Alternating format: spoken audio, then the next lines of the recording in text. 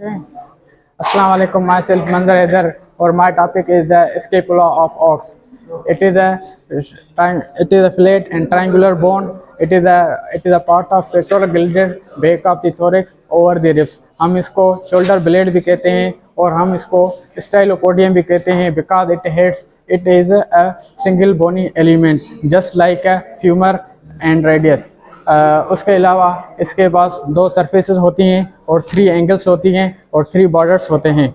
दो सरफेस होती हैं, एक होती है लेटरल सरफेस जो अवे फ्रॉम द बॉडी होती है, एक होती है मीडियल सरफेस जो टुवर्ड्स द बॉडी होती है।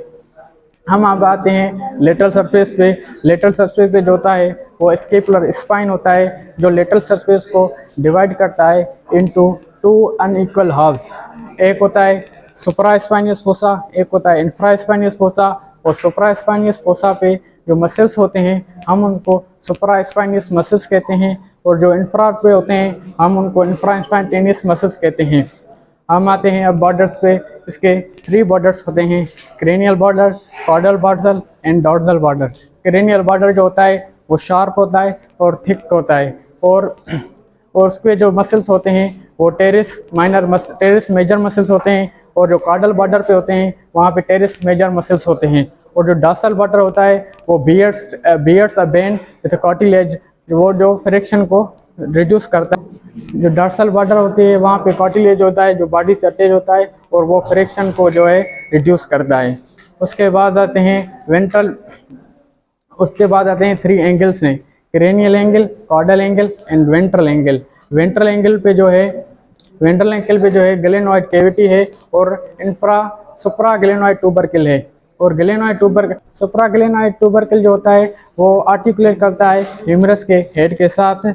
और जो मीडियल सरफेस आते हैं, जो हम मीडियल सरफेस पे आते हैं, मीडियल सरफेस पे जो है सब स्केपुलर फोसा होता है। और जो क्रेनियल साइड पे होते हैं वो सेरेटस सर्विसेज मसल होते हैं और जो कॉर्डल साइड पे होते हैं वो सेरेटस थोरेसिक मसल्स होते हैं। और जो एक स्केपुलर स्पाइन पे एक मसल होता है जिसे हम ट्रेपेजियस मसल कहते हैं और स्केपुलर स्पाइन पे एक बोनी प्रोमिनेंट होती है जिसे हम एक्रोमिन प्रोसेस कहते हैं जहाँ पे डेल्टॉइड मसल्स प्रेजेंट होते हैं। अब हम आपको प्रैक्टिकली बताते हैं कि स्केपुला उसकी डायरेक्शन क्या होती है, उसकी लोकेशन क्या होती है। ये जो है पेक्टोरल गिर्डल का पार्ट है, अपर बैक पे होता है और इसकी डायरेक्शन होती है फॉरवर्ड और डाउनवर्ड, फॉरवर्ड और डाउनवर्ड होती है। और इसके बाद 2 सरफेस होती हैं, लेटरल सरफेस जो अवे फ्रॉम द बॉडी होती है, मीडियल सरफेस जो टुवर्ड्स द बॉडी होती है, ये वाली सरफेस जो है टुवर्ड्स द बॉडी होती है। और लेटरल सरफेस और मीडियल सरफेस का हमें कैसे पता चले। Lateral surface lies on scapular spine. Lateral surface पे स्केपुलर स्पाइन होता है जो इसको 2 अनइक्वल फोसा में डिवाइड करता है। एक होता है इंफ्रास्पाइनियस फोसा और एक होता है सुप्रास्पाइनियस फोसा। और इनका जो रेशो होता है वो 1:3 होता है। और इसके साथ जो मसल्स होते हैं सुप्रास्पाइनियस मसल्स एंड इंफ्रास्पाइनियस मसल।